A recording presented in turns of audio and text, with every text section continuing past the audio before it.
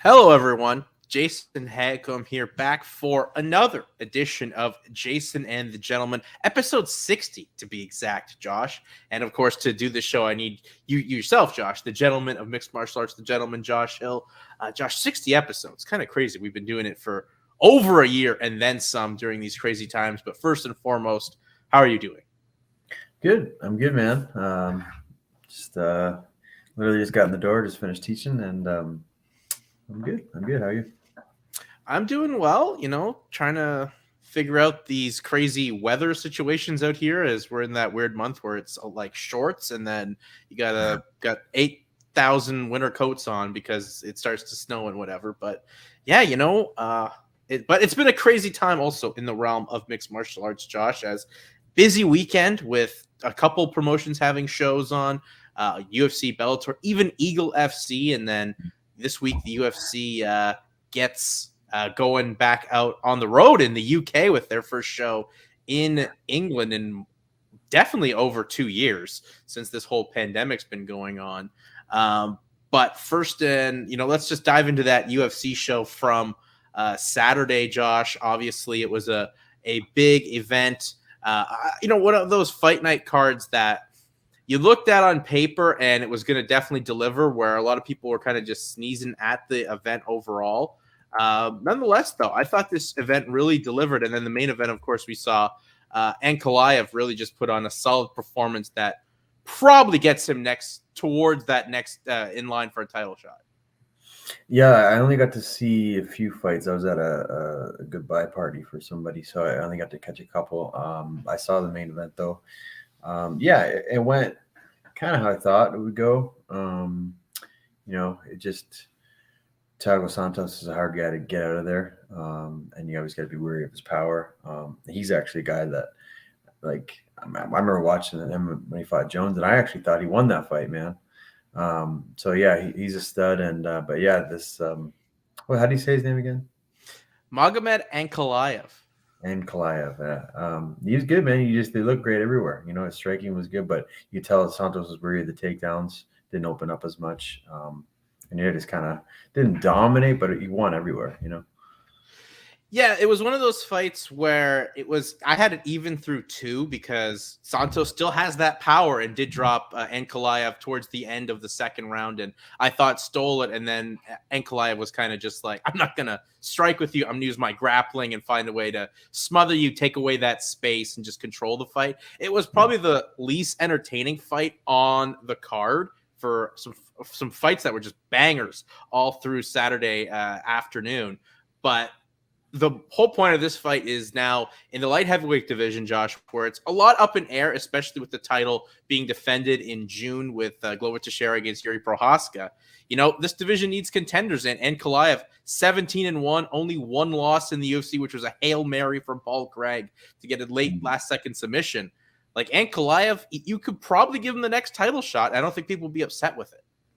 Well, out of, who else is there really with Yuri fighting for it? I don't know anybody else that's right there. That's, that division isn't the deepest for sure. So, man, out of just that of sheer numbers, it puts them right up there for sure. Yeah, I mean, there's an Alexander Rakic as well that's, still looking to get a fight booked and hopefully get an opportunity. But yeah, like, this division, it's not what it once was, but this division definitely feels the most interesting, where you can sense that maybe that title is going to change. And I think, give credit to Teixeira, but once he has this fight with Prochazka, I think that's going to be an entertaining fight. And whoever wins that, I think, may have a good little grasp on the division after the contenders. And now with the rankings coming out yesterday, Ankalaev has moved up 2 spots, so he's now sitting 4th in the division behind Rakic. And then, Blachowicz still number 1, but he's not getting a title shot against, especially how that's finished. So, yeah, this division is it's going through that huge makeover period. Yeah, I think that's probably the fight to make, that versus Rakic for a number 1 contender fight. Winner will fight the winner of Glover and Yuri. Yeah, for sure. I mean, and as well for Santos as well. Like, he's now kind of a guy that I think is getting into that gatekeeper role where he's probably not going to fight for a title. He's still trying to figure out his body from those, 2 ACL surgeries that he had, full 2 complete knee operations. And, he's still a guy that I think you can keep on a UFC roster, but I don't think we're going to really expect to see Santos ever really get into that realm of fighting for a title again. Probably not, but you never know. It could be that's why I said that division is not the deepest. So if you get 2-3 wins, then that puts you right back up there. So we'll see. It's tough for him though, especially right now where he's now lost to Ankalaev, he's lost to Rakic, guys that are really on the cusp of it, and then he's also lost to the guy that's the current champion as well. And his lone win was that Johnny Walker win, which wasn't the most impressive, but he got it done and prevented this from really being what would have been a 5-fight losing streak. So now it's just one loss. But Sons is a guy you got to keep around as well. I think he's just too talented to let go anywhere else. But and you need guys in those divisions too to be kind of the gatekeepers. Yeah, and he's entertaining, right? People like watching him fight. So yeah, he's a draw. He's definitely someone I'm not expecting to see get cut or anything and left around. But the co-main event, Josh, I thought was one that you probably had circled, for going into this past weekend. Song Yadong taking on Marlon Moraes, like two guys from your experiences in this sport. And Song Yadong put on probably his best performance in the entire run of his UFC tenure. Just absolutely flattened Marlon Moraes and got him out of there with a beautiful uppercut in just 2 minutes and 6 seconds. Marlon Moraes now loses 4 in a row, and we'll get to Marlon in a second, but for Song, massive win, and he really puts himself as a true player, I think, in the mix in this deep bantamweight division. Yeah, I knew this was potentially a really good fight for Song. I've trained with him a bunch at Alpha Male. He's very, very good, man, and very talented. Big bantamweight too. He's a guy that when he's out of camp, it's like, holy shit, I don't know how you make 35, but yeah, man, probably one of my hardest rounds when I do sparring out there with him. So yeah, I knew big things to come when I first trained with him out there. So yeah, I thought this was a good fight for him, actually, to be honest. Just the way Marlon is now. Marlon 5 years ago, maybe a different story. But the way things are playing for Marlon right now, unfortunately for him, I thought it was a good matchup for Song. And for Song Yadong, this division's deep. The world's kind of opening up again, where you could see UFC kind of traveling out to have a show, per se, in China at some point this year. Put him in a marquee spot to really see where he kind of belongs. And he's now in the top 10 of that bantamweight division in the UFC rankings. I know we don't look too much on that, but that's a pretty big jump for Song Yadong, who we've seen him really showcase true power and true skills, but he got that marquee win against Marlon Moraes. It's a win that can, catapult him as being, a next big Chinese star, which, is a win-win for the UFC. And then for Marlon, Josh, this one, I just don't know where we go from here with Marlon Moraes. It's granted, he's lost to some of the best bantamweights in the world in pretty much this 4-fight losing streak, but he went away to Thailand, spent all this time, and it just was for naught. It seems like the wars of the past have kind of caught up with him, and he just can't take that punishment anymore. Yeah, man, it's you talk about rise and falls, man. They just. I fought Marlon when he was at the top of his game, I think, or at least right there. He was a killer, and one of the hardest hitting bantamweight, probably the best kicker at bantamweight, maybe him and Aldo, I say. And I don't know what happened. If it was ever since he left Mark Henry, I think he went downhill from there. I don't know if that had anything to do with it, but I just I don't know if he lost focus or drive or motivation, or like you said, if it's been, he's been around, he's had a lot of fights. I know he's had a lot of Muay Thai fights even before MMA, a lot of wars. So yeah, man, maybe accumulation. Just now it seems that can't really take it. And it seems in his fights though, even with this one, you got cracked and Song hits hard. So, there's no really, not to sneeze at that, but it just seems like his gas tank goes from 100 to 0 real quick. You've seen in the fights with Cejudo for the title. He was killing Cejudo those first 2 rounds. I thought Cejudo wasn't going to get out of there. His legs were broken. And then, Cejudo kept pressing and Marlon just kind of just went down and buckled. And then ever since then, he just kind of been on this dive, man. And yeah, he's fought top-notch competition for sure. It lost some very good guys, but yeah, I don't know, man. I don't know what the future holds for him. I don't know if he continue. I don't know what to do with him for now. Like, I don't know. It's hard to see. I feel for the guy. I mean, he beat me twice. But I'd love to get that one back, but at least one. But yeah, as a competitor, yeah, it sucks to see a guy so high and then just kind of have a big fall. It's quite a drastic fall. Like, with the exception of that Jose Aldo fight, which the majority of people feel he didn't win that fight. This is like a 6-fight losing streak, from losing the title opportunity against Cejudo, then the Aldo fight, and now this real 4-fight losing streak that he's on. It's just crazy to see a guy go from like arguably the best bantamweight, or one of like the best bantamweights in the world, to I don't know where he goes. He even had his gloves off in the cage. Like, he looked so distraught. And obviously that's a quick, irrational decision, just getting finished after spending all that time away, putting all this work in, thinking you're going to be the best version of yourself, and it's over in 2 minutes and 6 seconds. I don't know if we see him compete. If he competes again, I don't know if it'll be in the UFC, just because they're kind of in that cut mode, and he's probably got a bigger end contract, and there's all these other promotions that would probably like to get him. Like, I could see Bellator, or even, of course, Eagle FC, which seems to just be scooping up everyone for these US shows. But yeah, it's just kind of one of those huge, massive, drastic drops for a guy in bantamweight. But it shows it's a young man's game, Josh, in this bantamweight, and really all of MMA. Yeah, I think it definitely is, but it's mileage on your body. Yeah. Right? It's not age. It's people retire at 28 because they've been at it since they were 14 fighting. You know what I mean? So it just depends on your body, your head. All these things kind of come into play. Motivation, that's a huge factor.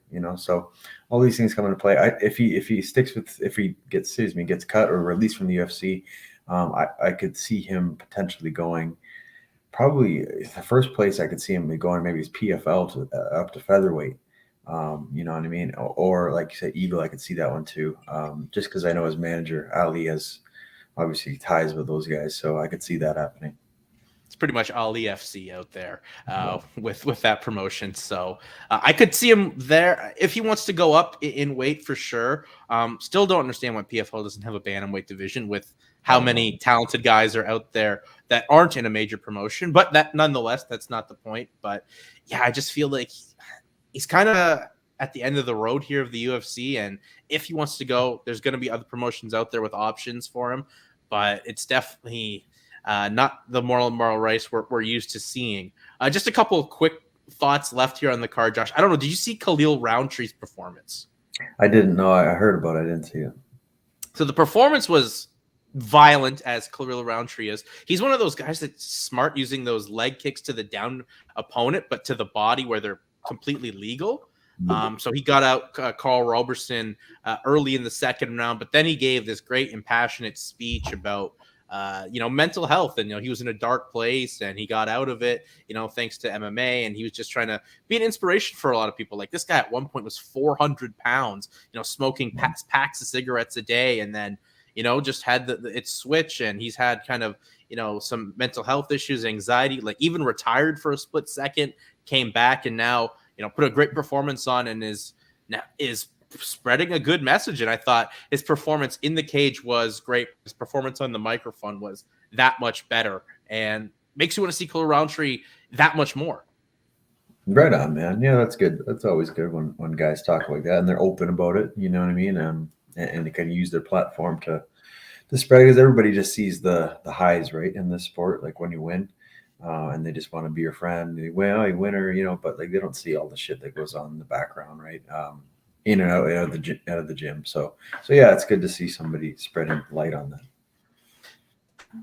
I know you're not on Twitter, but have you seen Sean Strickland's response? Because Alex Buchanan of Cage Side Press also pressed Khalil Rountree at the post-fight media scrum, like, what would you say to the Khalil Rountree sitting at home after they saw that performance? And he was basically just saying, like, your life matters, keep going. And then yesterday, Sean Strickland felt the need to take to Twitter to just say, like, that this was gay and this was not being a man. And I understand Strickland may kind of have a shtick to just be just like everything anti of what everyone feels, but Like, wasn't the time, dude. Wasn't the time to let your thoughts be known. I said it before, and I think I don't really like that guy. You know what I mean? I've never met him, so I don't know him personally, just going off by what I see him put out there. Yeah, he just kind of seems like a dick. And I remember he said he like going to kill somebody in the cage for real. And just things like that. So I don't know, man. He just kind of seems like that. I don't. He's probably like either he got really bullied at a young age, and now he's just trying to be that guy, or he was just always a bully, and that's continue what he does. It seems like he's doing that. I don't know. I don't know if he's just doing it for a gimmick, just to kind of be the bad guy and get the eyes on him.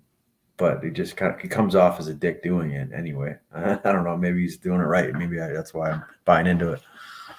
Yeah, calling Khalil Rountree Karen Rountree. I don't know why you felt getting his name out there is one thing, sure, but like this is a guy that's like near the verge of a title shot. Like he doesn't need to keep his name staying out there or anything like that. And plus, people know of what he can do in the cage. Like, sure, his last performance wasn't the greatest, but he fought a smart game plan. But yeah, it's just like not the right time. And there's using your platform to a positive and what Rountree was doing. And then there's that, just like the total opposite of just pretty much trying to make yourself seem like a dick. And if that's what he's going for, congratulations, you're succeeding. Yeah. But it just wasn't the time. Just not a good time. Just read the room there, Sean. Yeah, I mean, like you said, maybe he did. And he's doing it on purpose. We don't know, right? I don't know. I don't know the guy.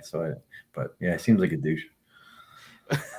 Well, it was a definite douche move. Unfortunately, you didn't get to see Rountree's performance. And then I'm assuming as well you didn't see the crazy round of the year candidate between Drew Dober and Terrence McKinney. No, I heard about it again, but I didn't get to see anything except for the last two fights. So we know Terrence McKinney last year had 3 finishes under 30 seconds, and he nearly had one again against Drew Dober. Like pretty much came in, knee right up the middle, dropped Dober, was looking for the finish, maybe tired himself out of it as well, going for a submission. And then Dober has just been in there with some of the best lightweights, just proved that experience and toughness was going to be the difference maker, and was able to turn the tide and ground and pound Terrence McKinney out. It stops McKinney's big win streak that he has, but I think it's an experience for McKinney to learn. And it's a performance for Drew Dober that reminds people he's one of those tough fighter lightweights that the UFC has. And that's why he was put in that spot. And a tough matchup as well for McKinney to take on like 2 weeks notice. And just proves maybe sometimes you got to evaluate the game and not just jump in there to keep your name out there. Yeah, I mean it's a big risk, but it'll be a big reward. Dober's a pretty well-known name in the game, and he's a tough cat. And jumping in a short notice, and if he did finish him quick, that's huge feather in your cap, and you keep that momentum rolling. So yeah, it was a risk, but it didn't pay off for him, unfortunately. But like you said, I think he's a pretty young guy. I think that's a good learning experience for him in the UFC. It's great to see as well Dober get that win, because I think a lot of people were doubting him and writing him off. But I'm like, this guy went like 3 rounds with Islam Makhachev, who's pretty much going to get a title shot and maybe the best lightweight in the world last year. And he's just such a tough, durable guy. Proved that with that performance. He's a beautiful looking man with a beautiful performance on Saturday. As we kind of just wind this down here, Josh, the second fight on this card was a bantamweight fight. Guido Canetti took on Chris Moutinho. Moutinho, who you remember, fought Sean O'Malley last year and just took an absolute pounding from O'Malley. Maybe fight should have went on a little bit longer than it should have. Well, he looked good in the early moments, but then Canetti turned the tide and stopped Chris Moutinho standing. And a lot of people thought it was an early stoppage. It wasn't, in my opinion. I thought Chris Tierney did the right thing, stop Moutinho from taking too much damage. I think for Moutinho, he probably should go back to the regional scene, get a couple more wins and a little bit more experience. But it was just a rough go there for young Chris Moutinho. Plus, he's still so young. You don't want to see those guys taking damage. Yeah, especially that guy, man. He continues to fight like that. He's gonna not many brain cells left for sure. Like no defense, not defensively sound at all. You know what I mean? So you look at it. I mean, I seen actually a little clip, like the highlights of that one and the finish, and I think it was a good finish or a good stoppage. But yeah, the guy just I don't know, man. Like likes getting hit, you know, and but you can only do it for so long, and it's not. I don't know. It's not the way I want to fight.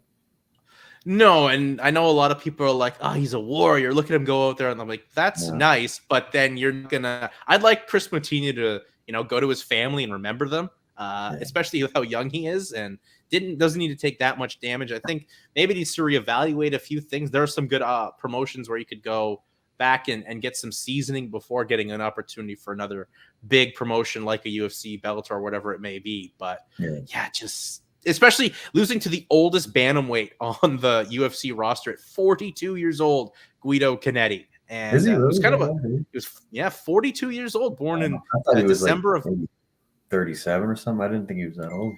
yeah, 42, Josh. Good for Born him. Good December for him. 1979. He can really tell you what the 80s were like.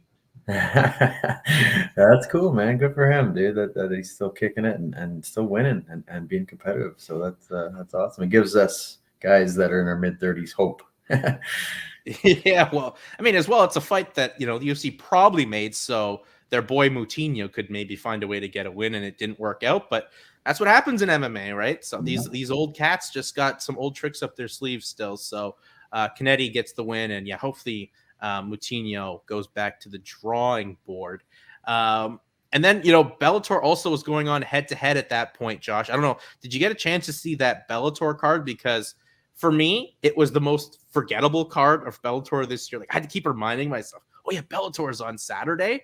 Mm. But since they've transitioned to these 5-round main events, they've all delivered and then Dude, some so yeah. far. The Like main that event main was event, good. I watched that one. yeah, the main event between Adam Borix and Mads Burnell was It was absolutely great. insane. Like Yeah. those first 3 rounds were just rock'em sock'em robots. The pace they were able to keep, man, for five. Yeah, and it was a good fight, back and forth. Like they both landed a lot of good shit. Mads Burnell is just a maniac that just comes forward and you just really know stopping his pace. But Borks did a great job on the outside at range, picked him apart, moved. I mean, it was a brawl at sometimes too, but yeah, very, very, very entertaining fight. It was a very entertaining fight. Even had Mads Burnell in like was the 4th or 5th round did the robot after he was getting Yeah, struck by Borix. But yeah, it was a great fight. Now Borix gets the win. Will be the #1 contender after the Pitbull McKee rematch next month in April. So I mean, look, featherweight in Bellator also a top division, and I can't wait to see those guys. Whoever ends up fighting Borix collide with him. yeah, man. They got some Borks and obviously Pitbull and McKee, and they got Mads and they Pico, Kennedy. Like there's a lot of good guys at 45 too. So yeah, it's a good division. It's a really good division going on in Bellator, and you know what? Thank God they finally got these non-title. All main events are 5 rounds, and it's really Yeah, working out for Bellator, as we said. it is. Like Yeah. just their last show before this one, their main event was a solid main event as well between Storley and Gracie. Like Yeah, that was sick. this Fight. has been the right decision, and the fights have paid off. Yeah, because sometimes you worry, right? If it's 5 rounds, and you get just a shitty, boring fight that really doesn't need to be five. But yeah, it's paid off. I think every fight they've had that's been 5 rounders has been so really good, man. Like entertaining as hell. So yeah, it's the right move for sure.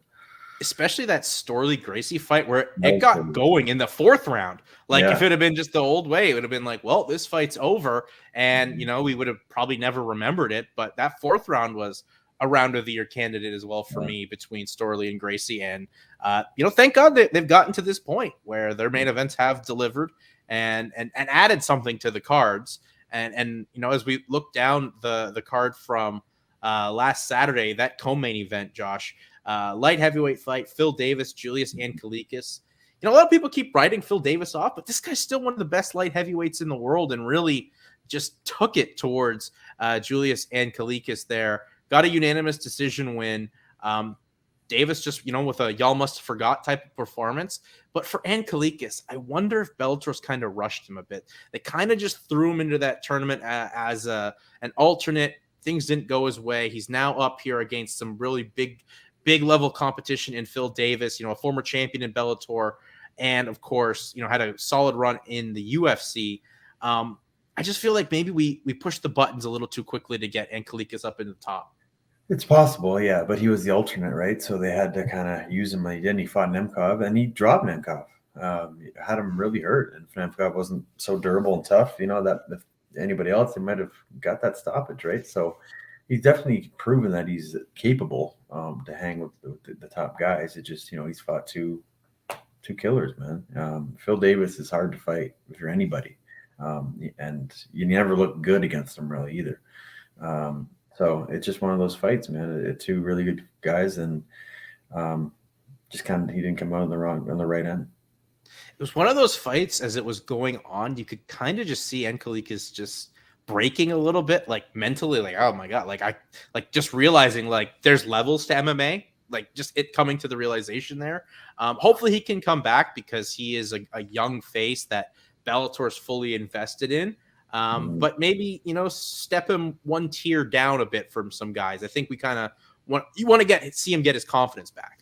Yeah, for sure. He doesn't have to fight the top of the top. They could, fight somebody. I don't know what he's ranked, but somebody maybe towards the end of the top 10 or in the top 11 to 15.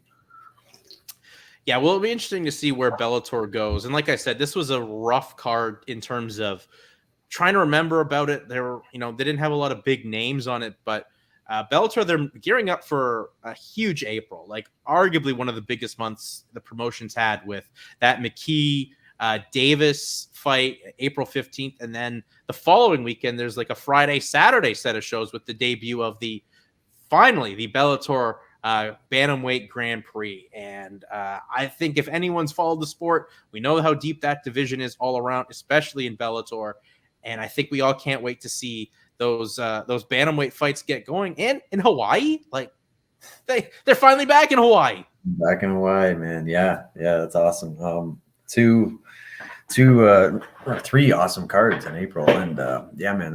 Like I said, I think it's probably going to be their best month, maybe ever. Really, just some crazy fights, and yeah, I'm pumped for that. That's awesome. Feels like that, like the best cards, like just even the first cards they've announced for the Saturday card, like Pettis defends the title against Rafion Stotts, like former teammates that now have to fight. And credit to Bellator for honoring Stotts to get the first crack at the title, saying because he had earned the title shot from his last performance in Bellator, where he had a real nice decision victory over Magomed Ankalaev back in like June, July. Cyborg's defending her a featherweight title against Arlene Blenko, and Horiguchi Patchy Mix, like that's a banger. And Ilima-Lei Macfarlane returns to her home state. Like we haven't seen her since she lost the title back in December of 2020. So that card is going to be insane. Yeah, that's awesome. And plus, there's a card the night before, so probably the other half of the Grand Prix right there going on. So it's going to be, I would imagine so. Nothing's been announced for it yet, but it's going to be a good card. Like I'm excited to see how Bellator goes here in the month of April, because as we've said, it feels like the promotions, stepping themselves up a rung here from where they've been the past few years. Like this feels like big league stuff for Bellator. Yeah, man. I tell you, like that was one thing, like one reason why I signed with them, just because I thought they're on the right direction, and I do like Coker. I like what he does, and they're building it up now. They're not just like the old Bellator. It was using ex-UFCers and just trying to use their names and things like that. They're signing top tier guys. They're putting on killer cards, and they're putting on great shows. So this is like showcasing that, So I think it's awesome. What I like too about the start of the Bantamweight Grand Prix being in Hawaii is like UFC doesn't go there. It's like you're kind of cornering an area where that's great for fighters coming out of the island, but you're the only promotion really putting on major league MMA shows there. I know there's some promotions out there and whatnot, but you're cornering that. You're putting on shows. You're being active in the promotion while you can. Obviously, a pandemic got in the way of that, but you're back there with two shows.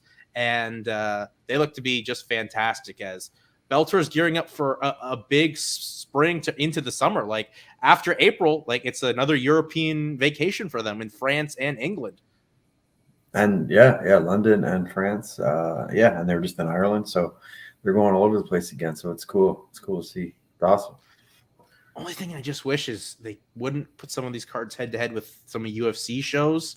It's like I'd rather you do Thursday, Friday, but it doesn't work like that, obviously, in the scheduling grid for Showtime or anything like that. But But I'm excited to see what Bellator presents going forward here in the year of 2022. And as well, did you see any of the Eagle FC show on Friday, Josh? I just saw a couple highlights of it. I didn't see the show itself. No. This is the first one I got to actually sit down and watch the whole thing of. I like I like that they're a promotion that's out there as another option. Main event in the super lightweight division. I like that they have a super lightweight division. Diego Sanchez and Kevin Lee. Seems like Lee blew out his ACL again, which is just tough to hear. But Diego Sanchez, a guy that, going into this, I was like, I never want to see this guy fight again.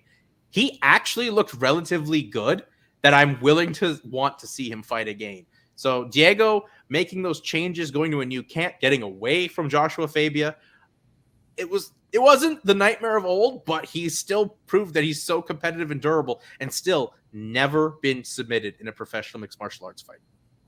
Really? Wow. And he's had I don't even know how many of them. So yeah, he's Diego, man. He's a weird guy, but he's a warrior. That's for sure, man. Tough as hell, hard to finish.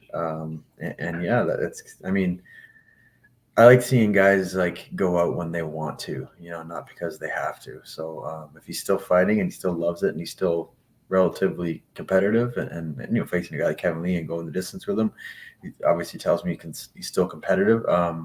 Then that's awesome. That's good to see. He lost 30-27 across the boards, and rightfully so. But he had moments in there. I'm like, he's got Lee in some bad predicaments, and he's able to survive. And he was throwing these leg kicks and these calf kicks to the knee of Lee that apparently one of them, messed up his ACL. And now Lee, hopefully it's not that. He was just doing himself a self-diagnosis. But hopefully it's not like that because Lee is a big signing for Eagle FC. But you know what? These guys putting on a show every other month in the States, I think is a big thing. I like that they're streaming on an app that's free. Like that's a big win, considering there's a promotion that's doing these challenger shows, the PFL, that everyone's just bitching about. You got to pay money to watch these challenger shows. That's the one thing I keep hearing. I'd watch this if I didn't have to pay for it, but that's just not how the things go in MMA. And Ray Borg and Ricky Bandejas had a banger of a bantamweight fight. Yeah, that's the other one I wanted to see. I heard it was close. It was split, right? I just seen some posts saying it should have went to Ricky. I don't know, but I heard it was a good fight. I'm happy to see Bandejas end up in Eagle FC. Like since leaving Bellator, a little up and down with that little pit stop in Combate Americas, but I think Eagle FC is a good fit for him, and he looked really good. Like I thought he won the fight, 29-28 going on my scorecard, but he's a good, solid veteran to have around in Eagle FC in that bantamweight division. And for Ray Borg, like this guy's been looking good each and every time he's fought since coming out of the UFC. Like good for him, and he took a beating, but he ended up getting the nod on the scorecards. Yeah, man, he's put a string together. He beat Arnett, he beat Gibson, Cody, and then now Ricky. So yeah, that's three big wins for him for sure. For Ricky, that's a good spot for him too. He got his, I don't know what his Bellator record was. I think it was like 3-4, but his 4 losses were like top tier talent. You know what I mean? He did have some losses, but they're all really good guys. He's a tough guy to get out of there. Yeah, if you look at Ricky Bandejas' run in Bellator, like obviously we remember the amazing James Gallagher victory, which was his debut in Bellator, actually, which is crazy. But then, he lost to Juan Archuleta, former champion. Patchy Mix fought for a title. Sergio Pettis, current champion. and then lost to Leandro Higo in his last Bellator fight. Yeah, and Higo missed weight too by that and that one too. Yeah, so he's run. He had those are four top tier guys, right? All in the tournament too. So yeah, he's had a tough go. He definitely has, but I think this is a good landing spot for him in Eagle FC. And why I'm happy that they are around. There's some, as we've talked about, maybe too much with one manager involved in some of the matchmaking and everything like that. But it's a spot for guys to get another opportunity. Like they just brought in Junior Dos Santos to fight in May. I'd rather see Junior Dos Santos fight MMA than fighting world-class boxers in a triangle. Like, let's be real with that. Like, I think Junior's got a better chance in there than with the Trillers sphere that they're doing. So, yeah, I thought all in all it was a fun show, and I like that the app is free. So that helps everyone on Friday. That free's always good. Free 99 is always the best way to go and look at it. But before we look at this UFC card, Josh, because I'm very excited that they're back in England and that they're touring again, because there's a show in Columbus, Ohio the following week. Looks like Kayla Harrison ended up re-signing with PFL, and it looked like Bellator was probably going to get her, but PFL had the rights to match the deal, and that's exactly what they did. So Kayla seems content to be there, but she's now jockeying for positions to get to fight Cyborg. Looks like Cyborg's contract's winding down, so PFL may swoop in, but now they're talking about this cross-promotion stuff. I don't know. It's just a little awkward. And how does Bellator always find themselves in this cross-promotion talk, Josh? Like, it's not going to happen, but they always find themselves in this talk. I just think they're willing to do it. And I like it. Why not? It's cool. I think it would build the, your dramatic flair. Your champ versus our champ, your guy versus our guy, your girl versus our girl. I just think, it's like the WCW, the Monday Night Wars, man. And why not do it? I think it's fun. It's the way it played out here.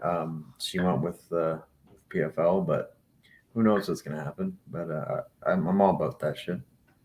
Yeah, PFL also in that press release they sent out that, okay, we've signed Kayla Harrison, but we're doing like super fights on pay-per-view. Who wants to see PFL on pay-per-view, honestly? Like, people are struggling to pay to watch Challenger Series. Imagine spending money to watch a PFL show. And not to be like, I'm not paying to watch Kayla Harrison fight. I'm not against her. I just like, who's she fighting? You know what I mean?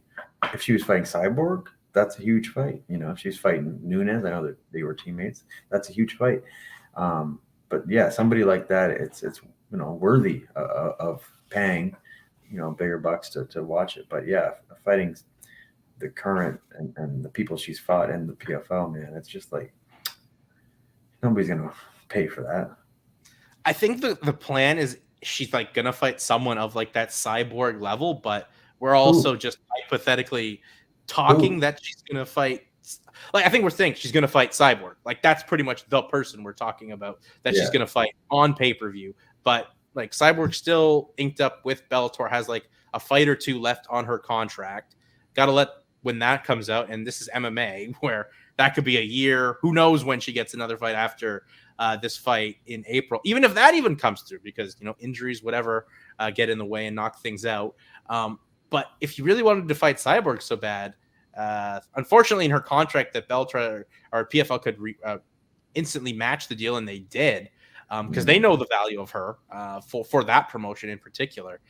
It's just one of those things where she kind of seemed like she really did want to go to Bellator. Yeah, maybe. And just, I don't know. They couldn't counter the offer again. Is that it? Like, it's a one-shot thing.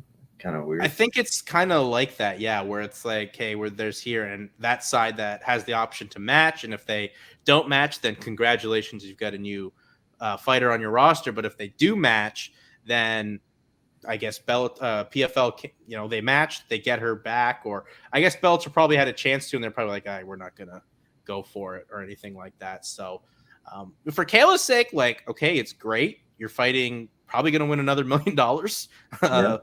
So you're going to win $3 million within 4 years. That's a dream for any fighter. But I think she's also kind of looking at the legacy side of things of her career too, where I can beat some of these girls. Like I'm probably going to fight Julia Budd in the final. That's going to be my toughest test, but I got to beat someone with a lot of credibility and excitement. And like what I heard as well is if Kayla had signed with Bellator, she would have fought Cyborg on like next month in Hawaii. Oh, wow. That would have been cool. That would have been nice. Yeah, that would have been awesome. Really cool. But yeah, I guess you got to build enough cushion. And I understand doing that. Like she's taking these fights or lesser fights and she's making a killing. So I get that. But once you're comfortable enough and you have enough money, especially what she's making, like she's making more than 95% of the fighters in UFC, Bellator or PFL, you know what I mean? So, yeah, once your money's not an issue anymore, and it's always going to be a factor, but once you're comfortable enough, then yeah, you probably want to really take on some challenges that are, legacy fights that are going to really cement your place. So maybe that's, I don't know, maybe it's after this season. I don't know. We'll see if that ever comes to fruition. Well, she's talking a lot of smack with Cyborg on Twitter. So they're slowly building up that fight at some point, whether it happens in PFL or cross promotion or whatever. But this cross promotion thing, I know it's exciting. It's fun to fantasy book. It's never going to happen because no promotion wants to be like their champion versus another promotion's champion. And if you're Bellator, who's kind of neck and neck with PFL in terms of perception in the North American fan base, and your champion loses to a PFL champion, that's a huge blow to the ego of Bellator. Yeah, but you just gotta risk it for the biscuit, man.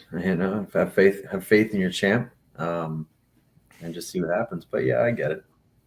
Yeah, it's just somehow Bellator always finds them like back in the Bjorn Rebney days of Bellator when with World Series of Fight, they were talking about a cross promotion event and didn't happen, but it was always floated out there. And as well as we now kind of transition towards the UFC card in England, Josh, did you see Ilia Topuria and Paddy Pimblett get into it at the hotel? I saw somebody post it, and I didn't really look in it, but I saw them get into a scuffle. But I don't even, whatever. So apparently, Paddy Pimblett said something about Georgia as a country, and how they're controlled by Russians, and obviously not a very time sensitive thing, especially what's going on in the world right now. And Topuria kind of went to confront, and then Pimblett like whipped a bottle at him. Like I don't know how there's not like a fine or something where a bottle is being whipped at a fighter's face, where and then like a glass bottle or like a water like bottle? A glass bottle, like a glass cool. bottle. Okay. So whipped it right at him, didn't connect, but still like that's a little dangerous. And then Topuria went to throw a punch before the teams separated themselves. But yeah, just you know what? It's like I want to see that fight. Unfortunately, they fight in different weight classes. Yeah, Pimblett's 55. Yeah, he's a lightweight. 50? Yeah, and Toporia's a 45er. Well, I mean, it's always a fight. They're close enough where they could probably make it happen. If it really if they really wanted to, for sure. I know they've been jockeying with each other over the internet, but it was one of those things where Topuria was like, his response was, "This isn't Twitter." I'm like, yeah, I guess one of those things where everyone's gotten comfortable with saying whatever they want on Twitter and not feeling the wrath of repercussions coming right at you. Yeah, that's right. Right, face to face, you change your tone pretty quick. Yeah. Well, Josh, as we wind this episode down here with the UFC returning to England, which the crowd should be electric. And it's going to be nice to hear the British fans being back. It's been forever since they've been to England, where some of the better events have happened, some of the better prospects and fighters have come out of this card. And if you look at this card, there's a lot of good prospects on this card. One of them, Magomed Ankalaev, who's making his debut for the UFC, like an undefeated guy that has just pretty much demolished everyone he's fought on his way to getting this signing with the UFC. And I think he's one of the best signings. He's going to kick off the card against Cody Durden in the flyweight division. Oh, flyweight. Yeah. Oh, nice. He can kind of bounce around 125, 135, but no one wanted to fight him. So, you know what? UFC snatched him up. Oh, really? Well, that's good. I mean, it's always nice to get new talent at flyweight for sure. Bantamweight's already stacked, but yeah, flyweight's it's a division that it's had a resurgence, but it's always good to add to the depth pool, 100%. And I mean, the main event here, it's a very interesting one in the heavyweight division with Alexander Volkov taking on Tom Aspinall. Aspinall's looked fantastic in each and every one of his UFC fights, especially, his last one against Sergey Spivak, got it done in 2 minutes and 30 seconds in the first round, submitted Andrei Arlovsky early in the second round. Like, he's got a 45-second win on his UFC debut. Like, this is a primed fight for someone that could potentially be a UFC heavyweight champion at some point in his run here in the UFC. I always get them confused. Who's the one that Derek Lewis knocked out? Derek Lewis knocked out a lot of people. Who are we? More recent. I know he's lost, but one before that. The guy's a cop. Oh, that's Chris Daukaus. Chris Daukaus. Okay. For some reason, I always get these guys mixed up. I don't know what it is, but okay, yeah. I do remember watching this guy fight. Yeah, I remember when he subbed Arlovsky with the guillotine, right? Yes. Yeah. He's good, man. Has he had a loss in the UFC yet? No. No losses in the UFC. Only 2 losses to himself as a pro, and those are back in 2015 and 2016. Okay, yeah, and Volkov's no easy out for anybody, man. That guy's huge, tall, long, knows how to use it well. That's a good scrap. It should be. I don't know who wins this one either. Aspinall is right now the betting underdog, which does make a little bit of sense because Aspinall's never been in a spot like a main event against someone who's got the track record of Volkov, who's a former Bellator heavyweight champion, former M1 heavyweight champion, and fought a hard fight. I believe his last time, or one of his last fights, against Cyril Gahn back in the summer of last year. And since then, he got a decision win against Marcin Tybura back in October. So I mean, he's been through the wars and whatnot, but it should be a good main event. And these are lighter end heavyweights, so they've got the cardio as well. Yeah, is he from there? From England? Aspinall, yes, he is a Brit. Put in a big main event spot. Nice. Well, that makes sense. Yeah, I'm excited to see how he handles the pressure. I'm happy this fight's happening. It was up in the air because fights in England, and I know England's putting these sanctions on Russia with Volkov being a Russian, and he didn't really want to get to England earlier. So thankfully it is happening because this is a really good heavyweight fight for this division that is starting to need more contenders as the champion's out for a long period of time. And Aspinall is sitting at 11th in the rankings, and Volkov right now is sitting at 6th. So this would be a huge win for Aspinall if he's able to get it. Yeah. I was wondering actually about that with everything that's happening with Russian athletes and fighting, you know what I mean? Coming to the States or whatnot. So I was wondering if fights would kind of fall out or fall through, or if guys would, not be able to come here. I don't, so it's good to see that it's not happening as of right now anyway. And guys are still able to fight. And there's no bullshit that's carrying over into our world of MMA.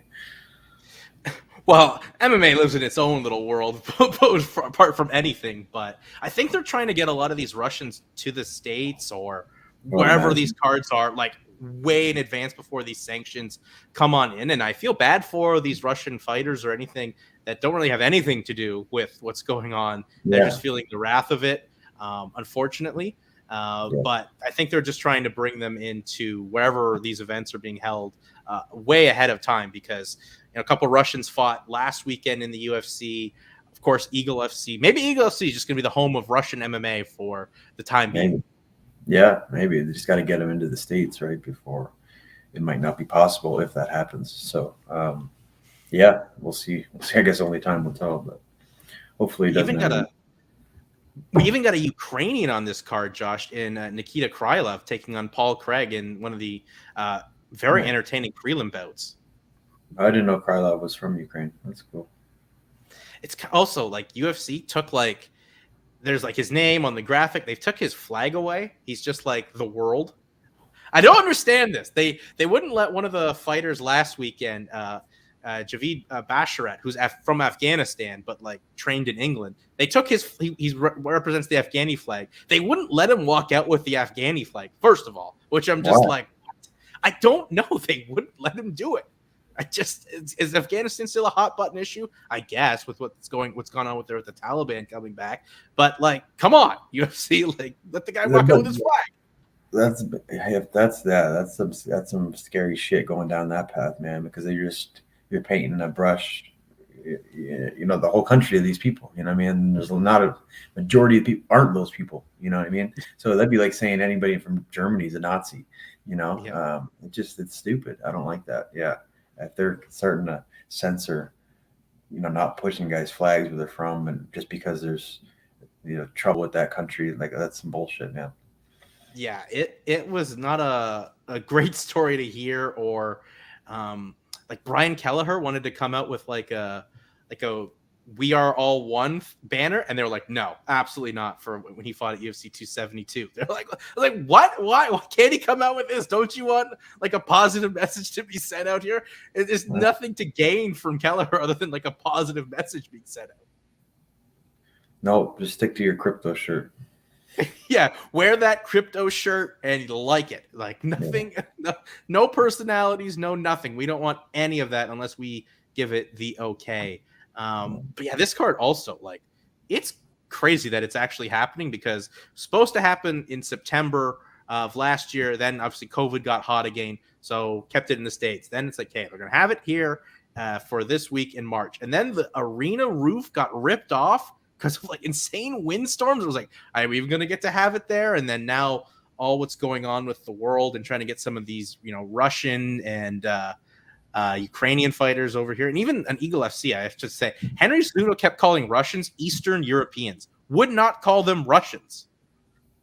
Really? It was bizarre. He wouldn't say Russia on the air. He would just say Eastern Europeans. Oh, piss off, man. Just be real. That stuff is phony bullshit. They're Russian. That's what you are.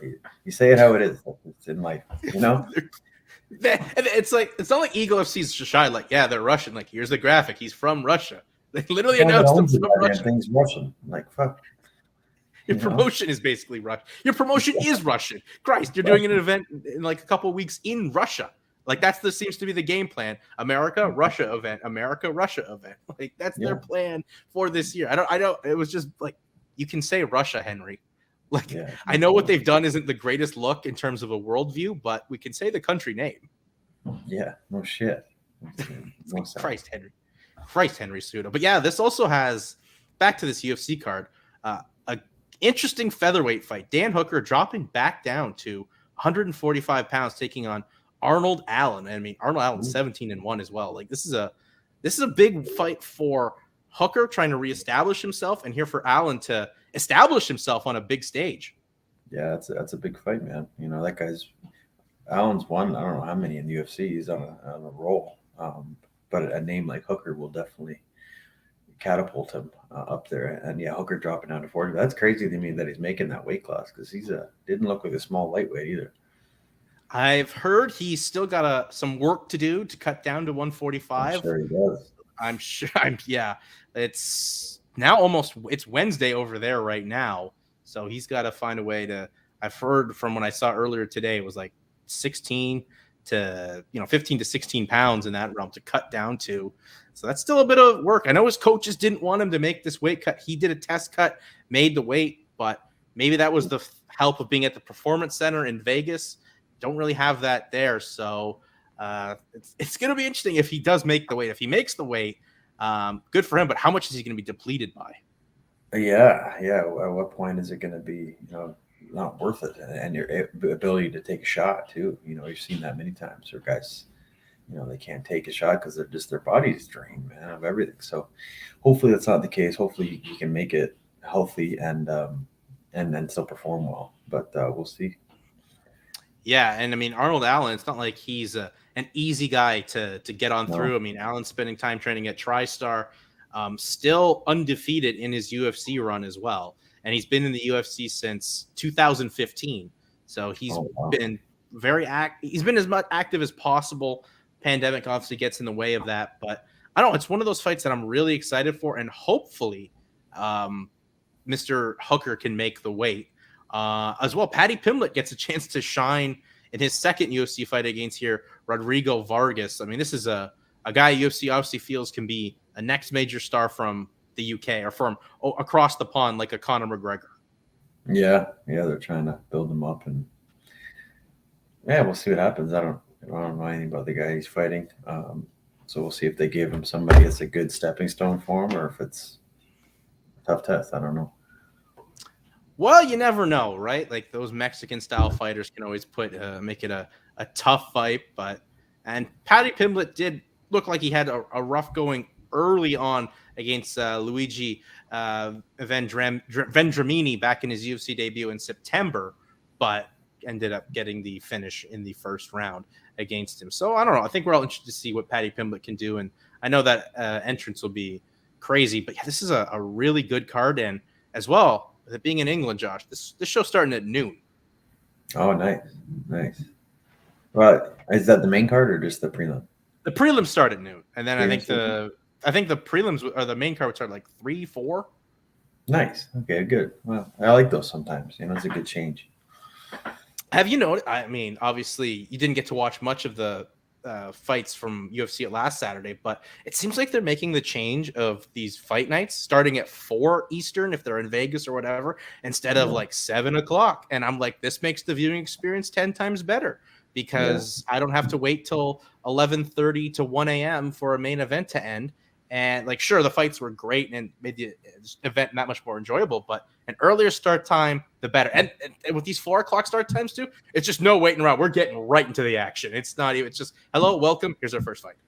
Yeah, I like that. Yeah, get right to it. I don't need to all the fluff up bullshit, just get at it. And yeah, man, I enjoy it better when it's earlier. Yeah, it should be a good event. I'm excited to see this English crowd. Big weekend, too, in UK MMA with a Cage Warriors show on Friday as well. Their first show in England. They had one in San Diego a couple weeks ago. But all in all, busy weekend as always in the realm of MMA. I know Canadian MMA had an event with BFL last Thursday.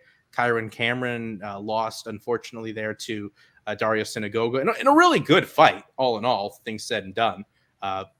Both guys trading on each other, but as I said, this Canadian MMA, Josh, it's getting going again. It feels like we're gonna have a big boom this year.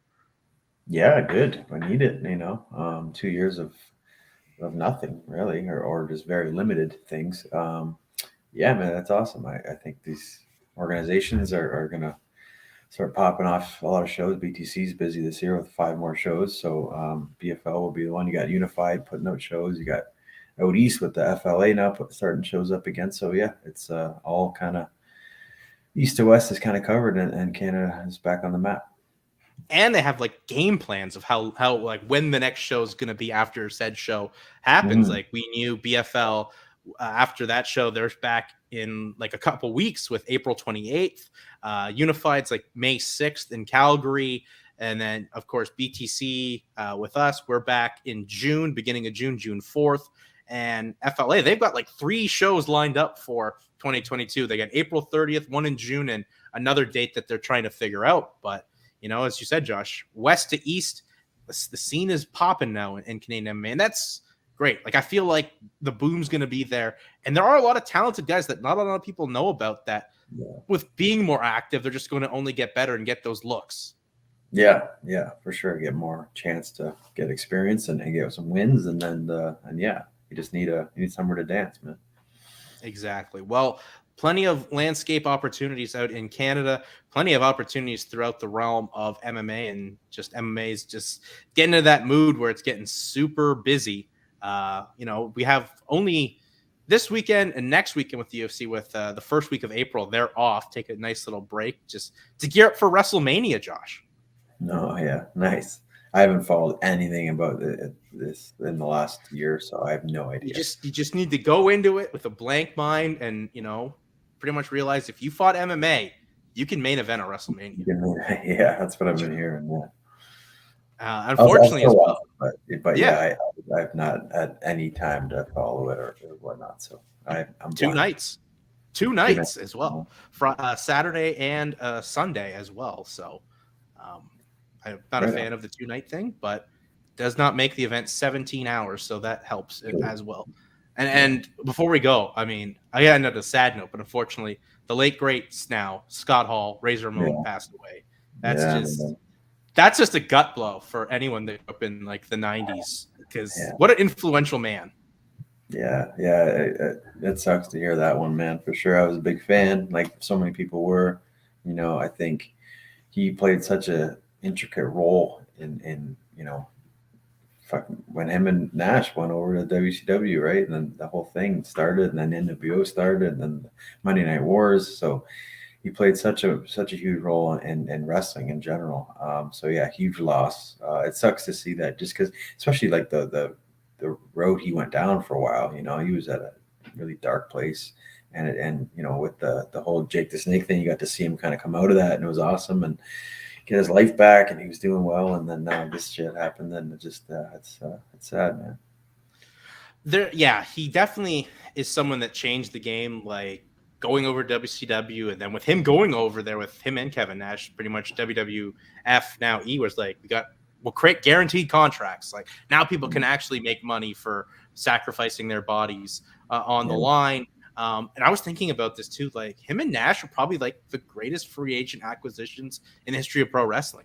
Like, Yeah, you can't think of anyone else that had a bigger impact than those two coming over to WCW. I agree with that. Yeah, I don't think there was, man.